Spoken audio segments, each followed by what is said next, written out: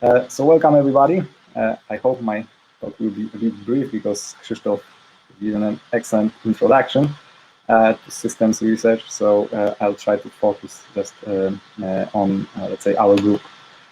So for those that don't know me from the courses that I lead, so I did my master's thesis at NIMU.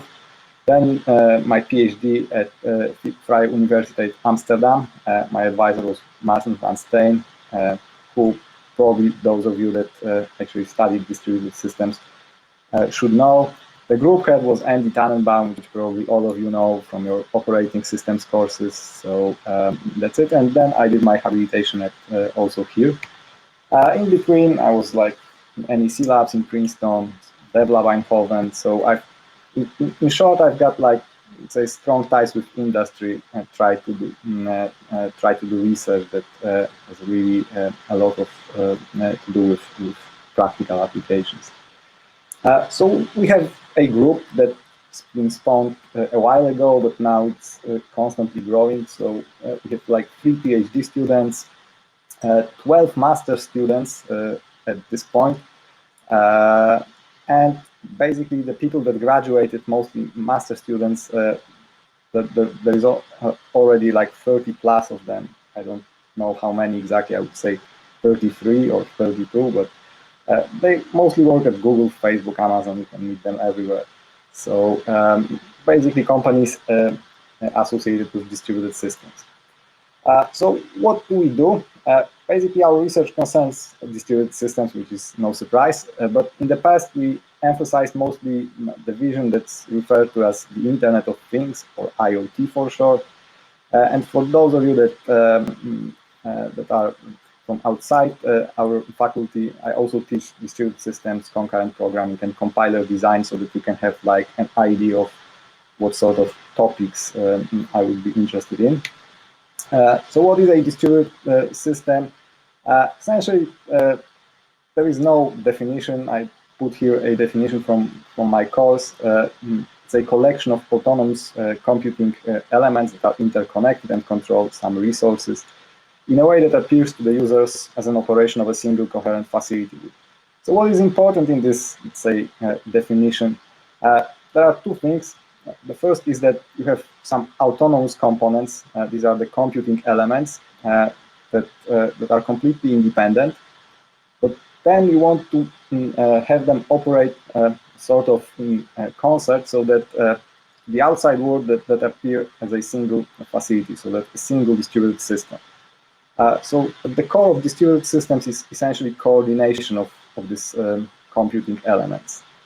And the Internet of Things is just like a vision that tries to put those distributed systems closer to, say, our everyday life by putting those tiny devices into surrounding objects, so that those objects gain some intelligence, in quotes, basically the ability to interact with each other without people taking part in those interactions, so that they can automate some say, parts of our daily activities, some industrial processes, and so on. Basically, you can imagine that you would like to connect almost every physical object here.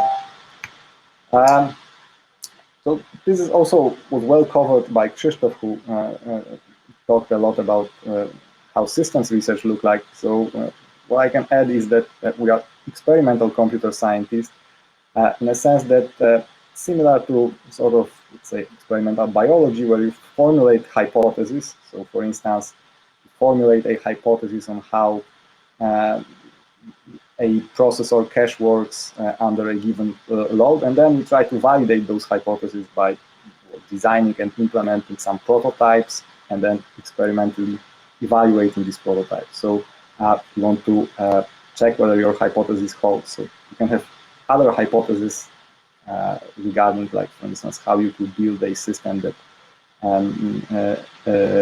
provides certain properties, and then, well, you follow essentially the same path. So you design the system, build a prototype, and experimentally evaluate. So to answer your, let's say, questions, like systems research typically involves a lot of implementation, which means programming and experimentation, which is running various software on various test beds, simulators, and so on. So what we've done so far, so this is did a lot of, let's say, IoT-oriented research. Today, this research sort of drifts from IoT and we go broader into general distributed systems.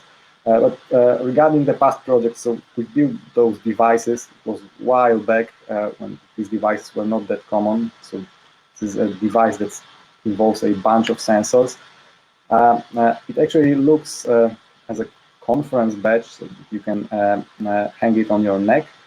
And you can you can get various data from this device, like for instance, speech level, your acceleration, and stuff like that.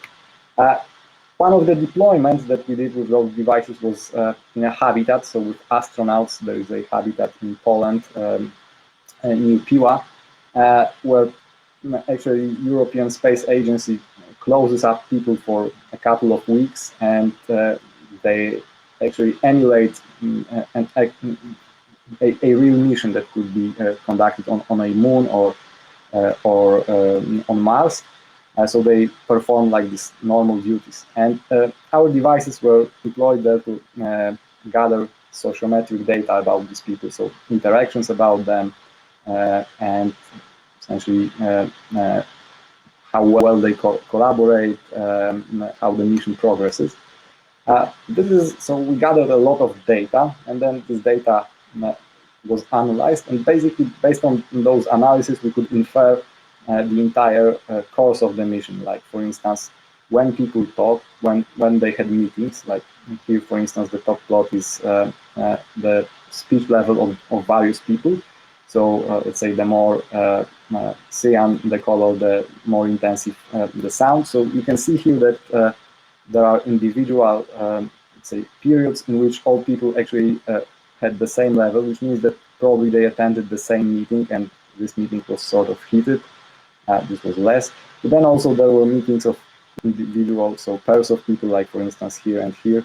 And well, this is just a short example, so it's easy to explain, but you can infer all sorts of data from that, like who is a dominating person, who's like the actual leader of the mission, and so on. So who is left out. You can infer how the mood of the people changes throughout the mission, and so on. So just an example of the application that we did.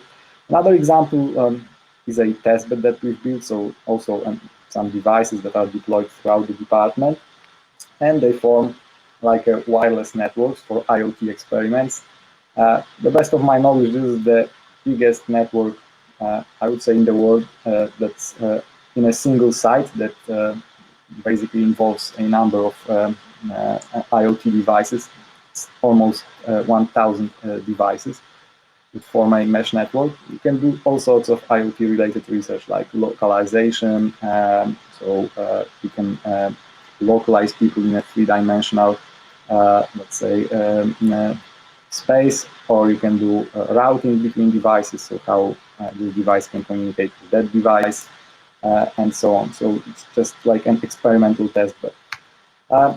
What we are doing now is analysis of basically low-level analysis of processors, modeling of processors. Here you have a photo of Cortex-M, which is an embedded processor that's used in ultra-low power applications. And what we try to do is try to model the processor at a low level, so that you can use these models to emulate the processor in a number of applications, so ranging from real-time systems to actually security oriented solutions.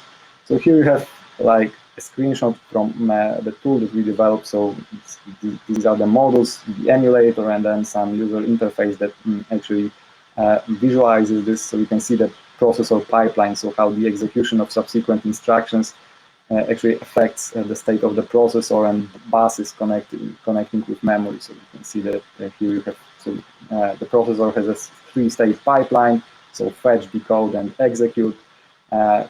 Green is fetched, pink is decode and orange is execute, and then you can see that here we have fetch on the bus that was already replied, then another fetch which is probably unaligned load to memory that required two fetches, and then in the meanwhile we have like fetches for the next instructions that were cancelled because of the previous fetch and so on. So it's like a complex stuff that you could use in some applications that I'm going to talk about, mostly security.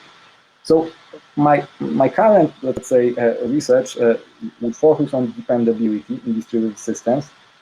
This is one of the, actually one keyword I would like to remember from this talk. Why?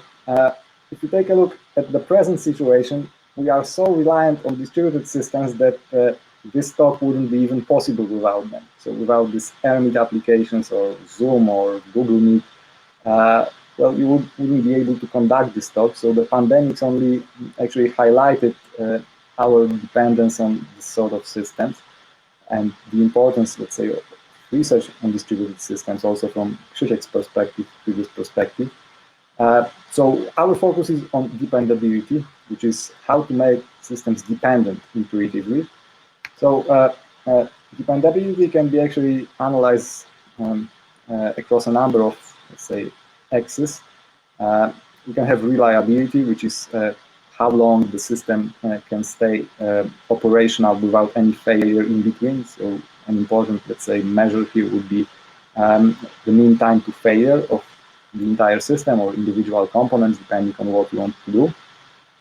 Safety, which is actually describes a situation in which if your system fails, then nothing catastrophic would happen. Like some systems have to be truly safe, like systems monitoring metro or systems coordinating, metro or systems monitoring power plants. They have to be safe, so they have to be able to operate with some default values, and default values have to be non-conflicting and so on. So that's an important property. Availability, which is what Krzysiek thought for a while, basically the probability that your system is up and running if you contact it at a given instant of time. Maintainability, which is how you can easily replace your system. So from a hardware perspective, this means designing hardware so that it can be quickly replaced or fixed. From a software perspective, it means that you can, for instance, reboot components quickly, or you can have your system that is self-organizing or self-healing, self-repairing, whatever you call it. And finally, security, which you probably all imagine. Basically, our recent work concerns a lot of security, because, for instance, given these low-level models of